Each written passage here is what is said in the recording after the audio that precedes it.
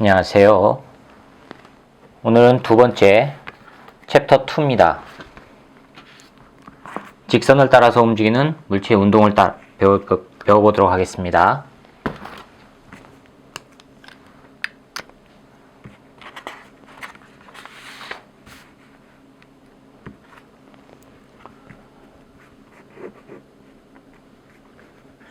두 번째 챕터입니다.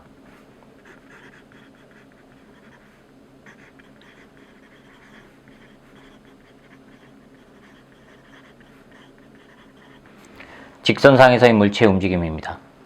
자, 우리가 이걸 하기 위해서는 먼저 움직임을 따주기 위해서는 세 가지 전제 조건을 가지고 시작을 합니다. 첫 번째, 직선상에서의 움직임이죠. 직선상에서의 움직임만 따져요. X축이건 Y축이건 상관없이 똑바로 움직인다고 한다면 전부 고려 대상입니다.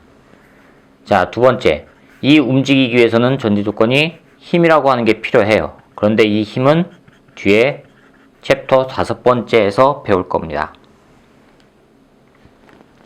자, 그 다음에 세 번째,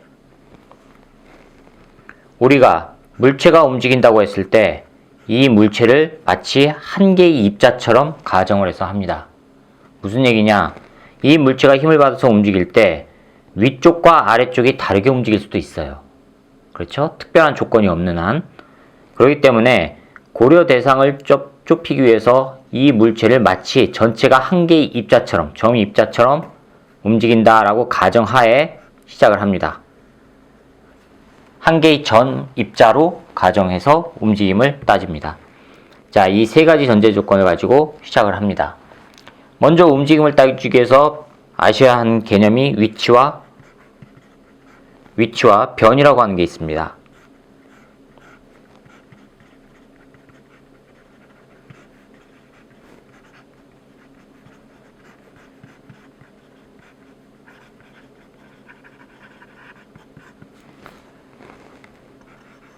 위치는 뭔지 아시죠?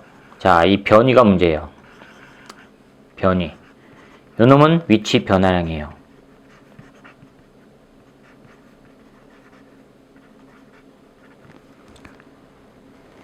변화량, 기호로 델타로 표기합니다. 그런데 뭐가 변해요? 위치가 변해요. 여러분들 책에서는 위치를 기호 x로 표기했어요. 따라서 위치 변화량은 어떻게 표기해요? 델타 x 이렇게 표기합니다. 이 변화량은 어떻게 하기로 약속을 했느냐? 나중값에서 처음값 빼기로 약속을 했어요. 그럼 위치 변화량이니까 나중 위치에서 처음 위치 뺀 겁니다. 나중 위치를 x2, 처음 위치를 x1이라고 하면 이렇게 된다는 얘기죠. 이게 나중 위치, 이게 처음 위치입니다.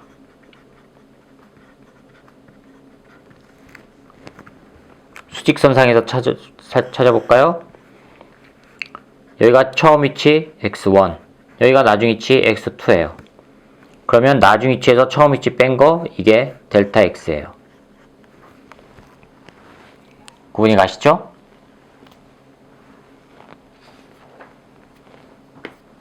자, 그럼 수직선상에서 따져봤을 때 수직선상에는 항상 기준이 있죠.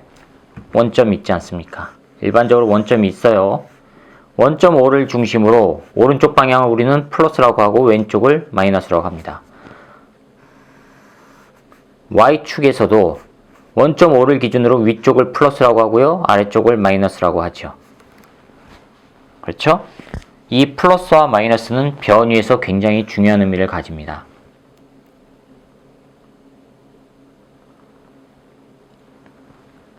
자, 그럼 이걸 가지고 이제 본격적으로 속력과 속도에 대해서 살펴보도록 하겠습니다. 여러분들 배운 책에는 평균 속력과 평균 속도 나와요.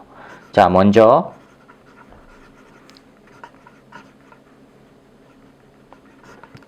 평균 속도입니다.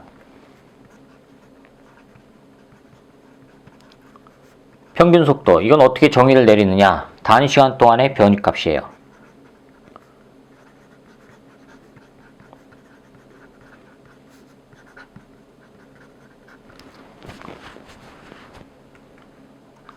단위 얼마를 말하죠? 무조건 1입니다. 호단자예요.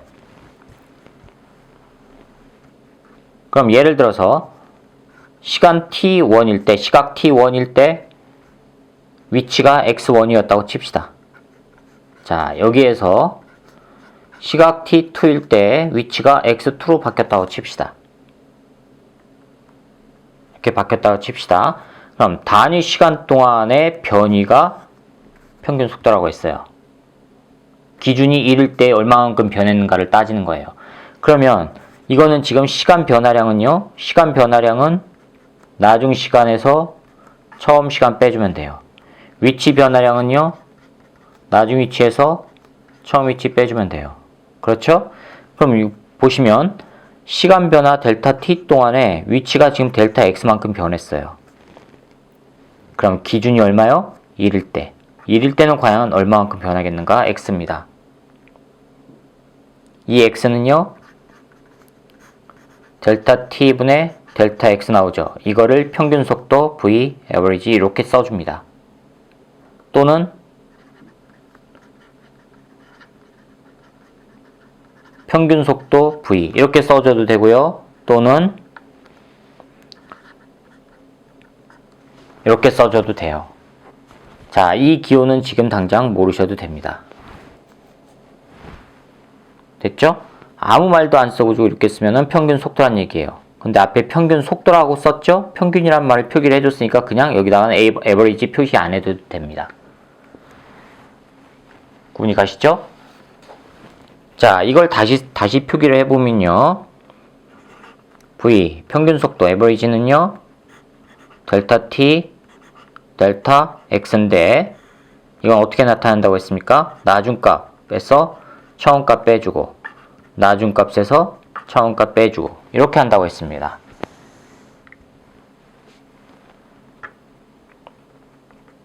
그쵸? 자, 이게 평균 속도입니다. 그럼 이번에는 평균 속력입니다.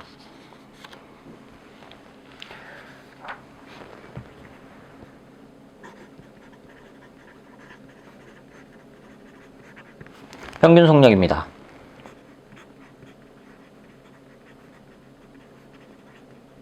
자, 평균 속력은 어떻게 구하느냐? 단위 시간 동안에 움직인 총거리예요.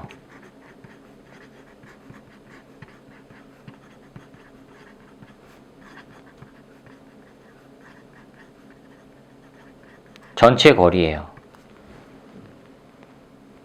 움직인 총거리, 여러분들 책에는 아마 total distance라고 되어 있을 겁니다.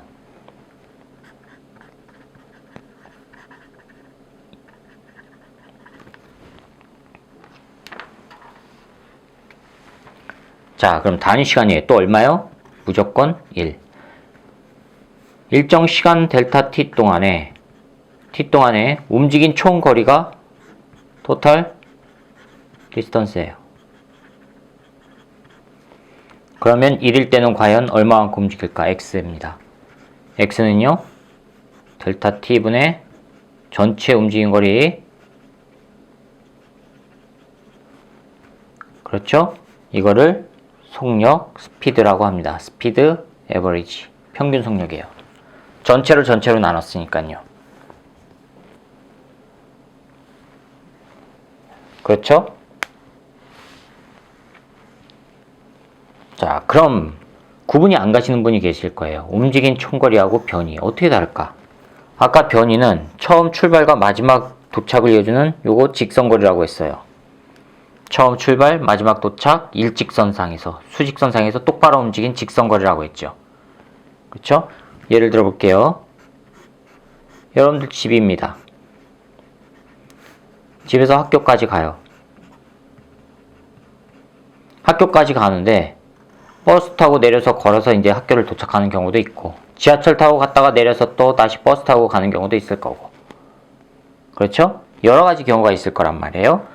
이렇게 움직인 전체 총거리 이게 바로 스피드와 관련 있는 겁니다.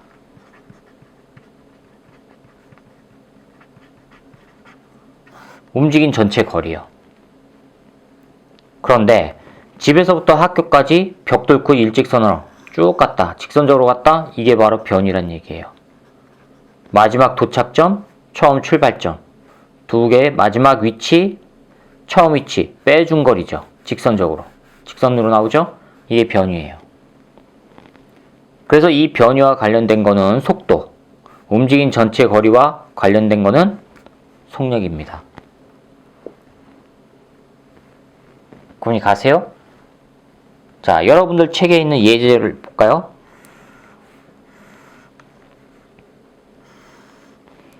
X축이 시간입니다. Y축이 X, 포지션입니다. 자, 처음 원점 0에서부터 출발해서 정류장까지 쭉 갔어요. 이때가 0.6t래요. 0.6t. 시간의 단위 hour로 되어 있습니다. 이거는 똑바로 간 거예요. 그렇죠? 이거는 그 다음에 이렇게 간 거는요. 이거는 운전해서 갔다가 다시 또 걸어서 갔다가 걸어서 간 거리가 따로 나오겠죠.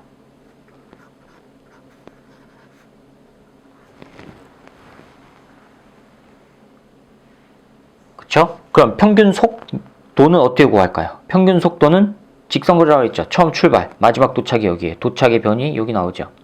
이게 여러분들 책에는 얼마로 되어 있냐면 10.4로 되어 있습니다. 0.6이라고 하는 시간 동안에 10.4km 간 거예요. 그렇죠? 따라서 평균 속도 전체 값으로 나누면 돼요. 전체 변이 10.4입니다. 직선입니다. 전체 시간 0.6입니다. 이렇게 나눠주면 된다는 얘기예요. 6분의 10.4 계산하면 되겠죠?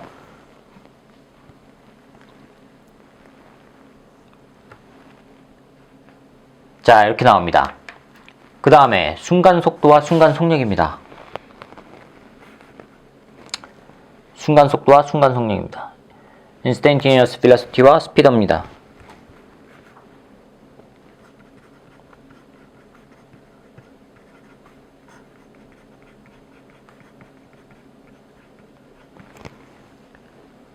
자, 앞에서 속도 어떻게 했습니까? V, average 이렇게 나왔었죠. 델타 T, 델타 뭐였습니까? X. 순간이래요.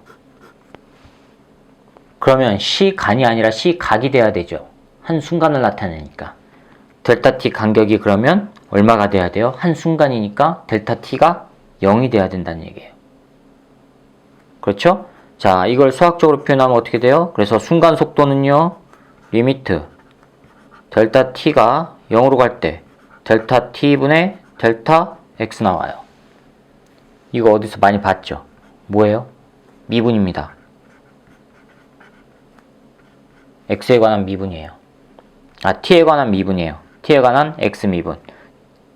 즉 X가 T에 관한 함수란 얘기죠. 여기 보세요. 이 위치는요, 시간에 따라서 달라지죠. 즉 위치가 시간에 관한 함수란 얘기예요. 그러니까 시간에 관해서 미분할 수 있다는 얘기죠. 그렇죠? 이게 순간 속도입니다. 그럼 순간 속력은요? 순간 속력은요? 크기예요, 크기. 속도의 크기. 이거는 순간 속력은요, 속도의 크기예요.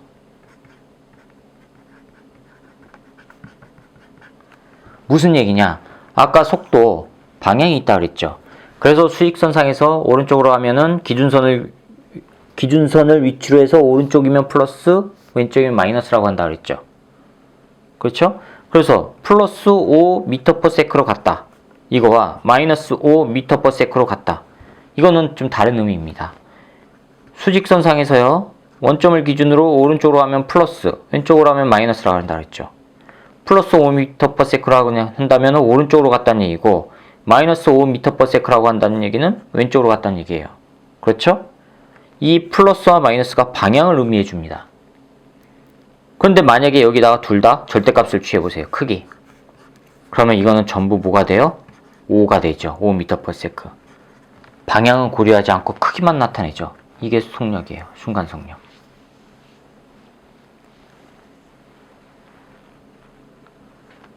자, 구분이 가세요? 그러면 여러분들 책에 있는 또 다른 예입니다. 그래프가 있습니다. 쭉 1에서는 1까지는 0이었다가 1에서 2를 지나면서부터 쭉 올라가다가 다시 또 쭉 일직선으로 가다가 다시 꺾어져서 또 이렇게 됩니다. 이런 움직임이 있습니다. 여기가 1, 여기가 2, 여기가 3. 자, 여러분들 책에 있는 예에서는 요 3까지는 이렇게 변하고 3부터는 일정하게 돼 있어요. 그 다음에 언제까지 일정하게 돼 있냐면 8까지 일정하게 돼 있습니다. 여기가 시간축이에요. 여기는 포지션이고요.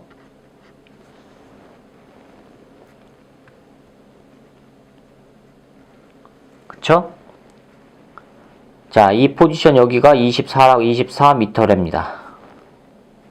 여기는요, 포지션이 얼마냐면은 4m랍니다. 4m. 여기가 4. 여기가 24. 이렇게 된답니다. 자, 그럼 봅시다. 3에서 8초까지. 3에서 8초까지는 일정하게 쭉 갔죠. 그러면 변화량을 봅시다. 시간 변화량 분의 거리 변화량이요. 이거 얼마 나와요? 5 나오죠. 이거는요. 20 나오죠. 그쵸? 즉 3에서 8까지는 기울기가 일정한 무슨 운동이에요? 등속 운동이에요. 빠르기가 일정해요. 따라서 속도 그래프로 나타내면 여기 시간이고요. 여기 속도 그래프로 나타내 볼게요. 3에서 8까지는 똑같아요. 기울기가. 3에서 8까지는. 자, 3, 8입니다. 얼마로 똑같아요? 5분의 20 하니까 4지요. 4로 똑같아요.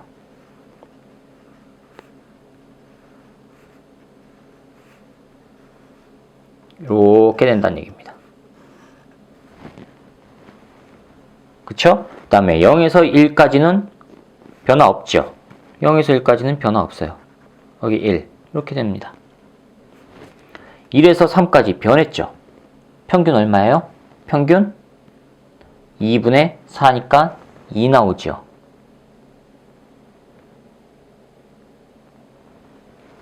그쵸? 평균 기울기 2란 얘기예요. 여기 2, 여기 이렇게 되죠. 여기가 4니까. 그럼 2분의 4에서 평균 기울기 2 나오죠. 여기가 0에서 1이 여기, 1에서 3이 이거, 3에서 8이 이거. 그 이유는요, 마찬가지 방식으로 하시면 됩니다. 9까지 가서 다시 또 일정해졌으니까 9부터는 거리 변화가 안 생겼죠? 속도 얼마요? 0. 9부터는 0이에요. 그럼 이렇게 떨어졌다는 얘기죠. 그쵸? 구분이 가세요? 자, 이렇게 그래프를 가지고 변환시키면 됩니다. 거꾸로 변이를 가지고 이렇게 변환시켰죠. 이걸 하면은 미분시켰다는 얘기죠. 그럼 반대로 요 면적이 뭘 나타내요? 이게 바로 변이를 나타내요. 속도니까 변입니다. x예요, x. 구분이 가시죠? 자, 그 다음에 나오는 가속도입니다. 이 가속도는 다음 영상에서 찾아보도록 하겠습니다. 수고했습니다.